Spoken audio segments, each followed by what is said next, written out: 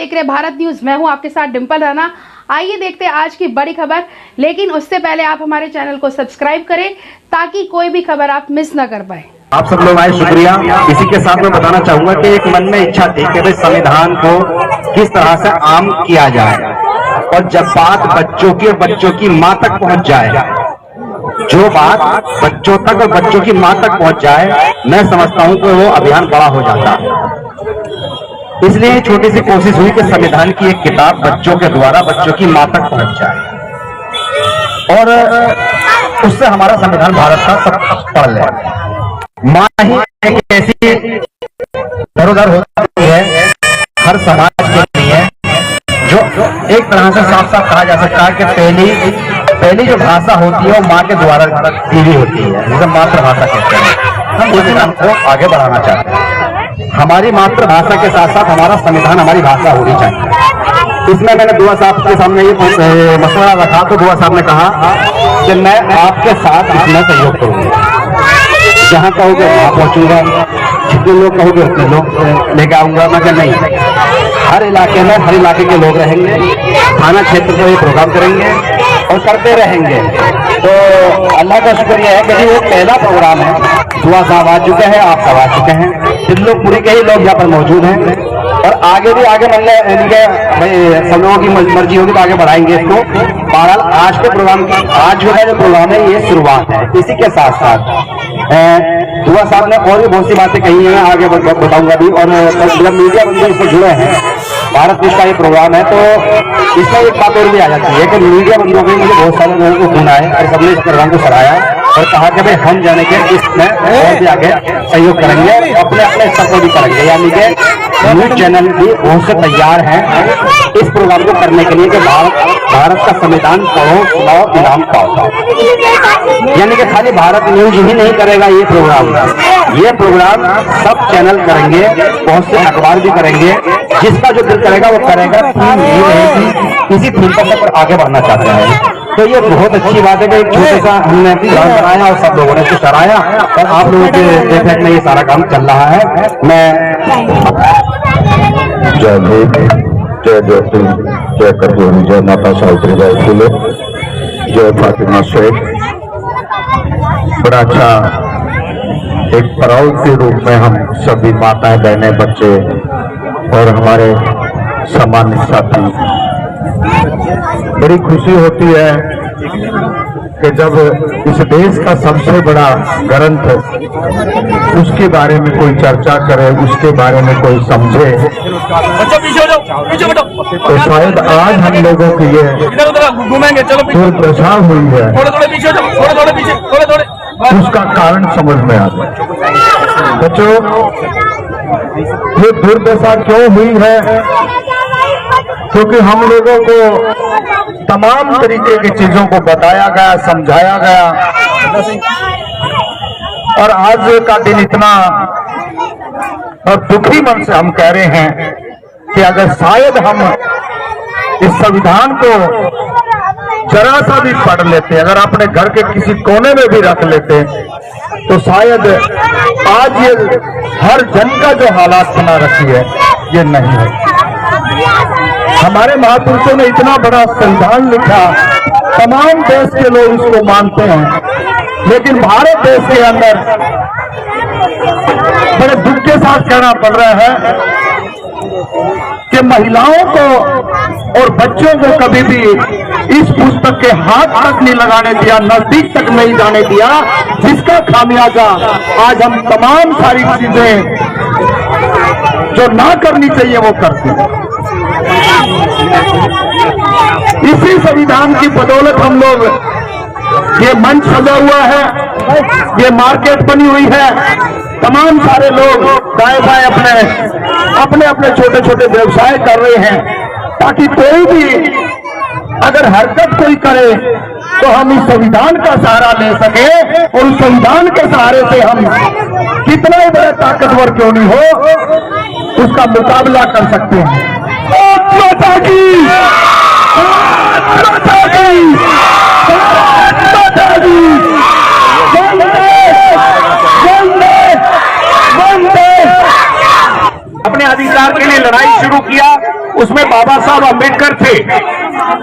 और उन लोगों ने क्या किया, जो अपने आप को आज अधिकार उनका कहते हैं, हम कहते हैं कि हम सबका अधिकार है। इस देश के अंदर हिंदू, मुस्लिम, सिख, ईसाई आपस में है भाई भाई। बच्चों से लोहपुरी के तमाम वासियों, जहां तक हमारी आवाज जा रही है, उन तमाम वासियों को और हमारे साथ जो बैठे हुए हैं जैसे, इन तमाम का मैं तहे दिल से शुक्रिया अदा करता हूं कि आपने मुझे यहाँ बुला करके जो इस्तकबाल किया और जो हमें बोलने का मौका दिया, इसके लिए बहुत बहुत शुक्रिया।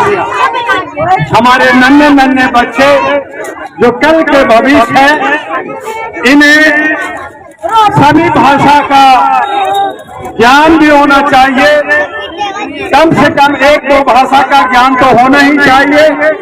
बच्चों, हम आपको आज हमारा जो संविधान से बात करने आए हैं, ये छोटे बच्चों के दिमाग से ऊपर जाता है, लेकिन जरूरी है कि अगर हमारे संविधान को नहीं बताएंगे, अगर हम घर के अंदर व्यवस्था नहीं बताएंगे, माँ बाप क्या कर रहे हैं अगर वो नहीं बताएंगे तो हमारा घर नहीं चलता। हमारे माँ बाप अपना एक व्यवस्था करते हैं कि बच्चों को किस तरह से रोटी मिलेगा, किस तरह से घर मिलेगा, किस तरह से उनको जो है दूध मिलेगा, ये सब आपके माँ बाप सोचते हैं और उसके लिए दिन रात मेहनत करते हैं, दो पैसा कमाते हैं, रेल चलाते हैं और जो है आपको कमाते हैं। आपके क्षेत्र में एक ऐसा नौजवान जो नफीस सलमानी साहब आपके बीच में रहते हैं, मुझे गर्व है कि ऐसे ऐसे नौजवान हर मोहल्ले में हो ताकि आपको सही रास्ता दे सके। आप बच्चों ने हमें बताया, सुनाया कि संविधान का निर्माण इनके देखरेख में हुआ। आपने कहा डॉक्टर अम्बेडकर जी के देखरेख में हुआ। आपने कहा कि पहले हमारे देश के राष्ट्रपति कौन थे मालूम है? पहले देश के राष्ट्रपति थे डॉक्टर राजेंद्र प्रसाद, जो बिहार से थे। वो अध्यक्षता किया और आज डॉक्टर राजेंद्र प्रसाद का पुण्यतिथि है। हमारे साथ वकील थे, जन्मतिथि है आज राजेंद्र प्रसाद का। और इसी लिए 3 दिसंबर को वकील का, एडवोकेट का दिवस में मनाया जाता है। पूरे भारत के अंदर, कोर्ट के अंदर यह सारे जगह कार्यक्रम चलता है। मैं भी 4-5 प्रोग्राम आज थे, उस सभी को छोड़ करके अभी से मेरे महाराष्ट्र सदन में आईपीओ के कार्यक्रम है। लेकिन मैंने कहा कि मैं त्रिलोकपुरी में, त्रिलोकपुर के वासियों में और आपके छोटे छोटे निनिहाल बच्चों के बीच में मैं जाना ज्यादा पसंद करूंगा। और इसीलिए मैं त्रिलोकपुरी में आपके नफीस साहब के जो है उनके बुलाने पर मैं यहाँ आया। आपने कहा कि कुल शब्दों का संविधान में जो 1,76,385 शब्द है, कुल पेजों जो संविधान है 251 पेज का संविधान है। और इस पे जो लोगों ने साइन किया, जो बड़े बड़े लीडर थे, उन्होंने 284 लोगों ने सिग्नेचर किया था, साइन किया। बनने में इनका जो समय लगा, हमारे बच्चों ने बताया 2 साल 11 महीना 18 दिन लगा। और संविधान का एक्चुअल जो बड़ा संविधान है वो 32 किलोग्राम का है। और बनने में जो खर्च लगा, इसको बनाने में जो खर्च लगा, वो 64 लाख रुपए लगे। संविधान की पहली बैठक 9 दिसंबर 1946 में हुआ और संविधान जो बना वो पूरा हुआ, वो 26 नवंबर 1949 में हुआ। और आप जानते हैं कि रिपब्लिक डे हर साल, अभी दिसंबर है, 26 जनवरी आएगा, रिपब्लिक डे गणराज्य दिवस 26 जनवरी को हम लोग मनाते हैं उसी संविधान के लिए। और ये संविधान क्यों मनाते हैं? क्योंकि हम लोग को रोटी, कपड़ा, मकान, मौलिक अधिकार, जीने का अधिकार, समानता इसलिए कि एक हमारे देश के अंदर जो है 56 वोट खाता है, एक हमारा देश के अंदर 2 बजे तक कानून में वो उसका FIR लॉन्च नहीं होता और उसको जमानत हो जाती है। और दूसरी तरफ हमारे छोटे छोटे गांव के लोगों को जेल भेज दिया जाता है। हमारे बीच में आपके उत्तर प्रदेश से अभी मेरठ से एक राजू गाजिया साहब लीडर आए हैं, बहुत अच्छा साथी है, उनका भी स्वागत है। वो देश से आए तो ये हमारा जो मोहल्ले का आप बच्चे लोग पढ़ोगे, समझोगे तो आप क्या बनोगे? जज बनोगे, वकील बनोगे, डॉक्टर बनोगे, इंजीनियर बनोगे। लेकिन कहीं न कहीं आपको छूआछूत से सामना करना पड़ेगा, आपको आरक्षण का सामना करना पड़ेगा, ऊंच नीच का सामना करना पड़ेगा। लेकिन उन सबको दरकिनार कर करके हम यही मानेंगे कि हम भारतीय हैं, हम सब एक हैं। और जो लोग हमारे बीच में नफरत पहुंचा रहा है, जो लोग अपनी रोटियां सेक रहा है, हम उनका मुंह तोड़ जवाब देंगे। आप ही देश का भविष्य हो, आप ही लोगों को आगे जाना है। नफीस जैसे और हमारे रामपाल जैसे, हमारे जो है जुगल चावला जैसे हमारे बहनें यहाँ बैठी हैं, हमारे भाई लोग बैठे हैं, ये तमाम लोग अपने आप में आपका लीडर हो सकते हैं। आप में से छोटे बच्चे लीडर हो सकते हैं। कभी मैं भी एक गांव में पैदा लिया था, पढ़ लिख करके धीरे धीरे आगे शहर में गया और दिल्ली आया और देश विदेश में 14 देशों का भ्रमण किया।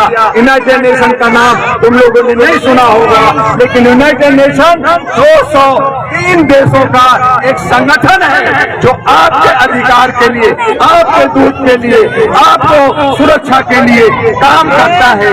देश विदेश में लड़ाइयां हो रही हैं। जो हमारे एक वकील साहब ने कहा, मैं भी सुप्रीम कोर्ट से जुड़ा हुआ हूँ, उन्होंने कहा कि इजराइल और फिलिस्तीन की यहाँ पे वो बातें नहीं है, लेकिन हमें वो भी एक इंसानियत सिखाता है कि हम बच्चों को दूध दे।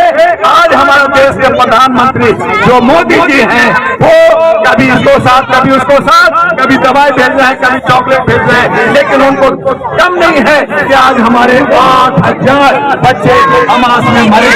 आज उन पे आंसू बहाने का फुर्सत नहीं है, उनको खुशी खुशी दिख रहा है। इसलिए हमें आगे बढ़ना होगा। हालांकि मेरा वक्तव्य, मेरी जो बातें आपसे है ये आखिरी है, लेकिन मैं चाहूंगा कि आखिरी वक्तव्य हमारे राजू गाजिया साहब करें और आपके मुस्तकबिल के लिए, आपके विकास के लिए, आपके क्षेत्र में जो घरे हैं वो अच्छा हो, रोशनी हो, रोजगार हो और शिक्षा हो। तो ये सब के लिए हम लोग आपके साथ हैं और हम लोग हमेशा आपके बीच में रहेंगे। जब भी बुलाओगे आपके साथ रहेंगे। हमारी बहू बेटियां जिन्होंने कहा मोदी के अधिकार का, जिन्होंने कहा हमारे कानून का, तो हम आप लोग को वादा करते हैं जिसको किसी को भी अगर वकील की जरूरत पड़ेगी तो हम आपको फ्री में वकील आपको मुहैया कराएंगे।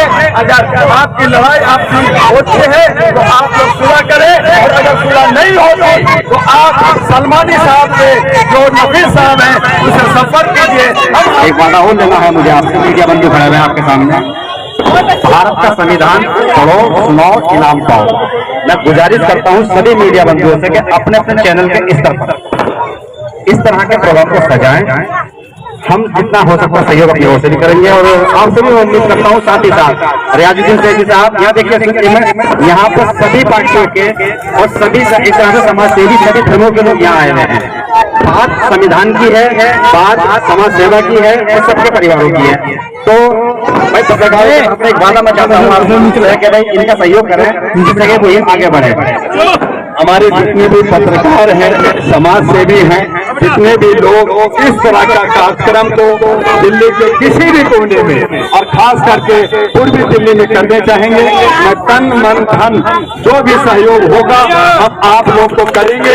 आप आगे बढ़िए और अगर किसी ने आग दिखाया, अगर किसी ने गुरुग्राम में बाधा पहुंचाया तो उसे सबक भी सिखाएंगे।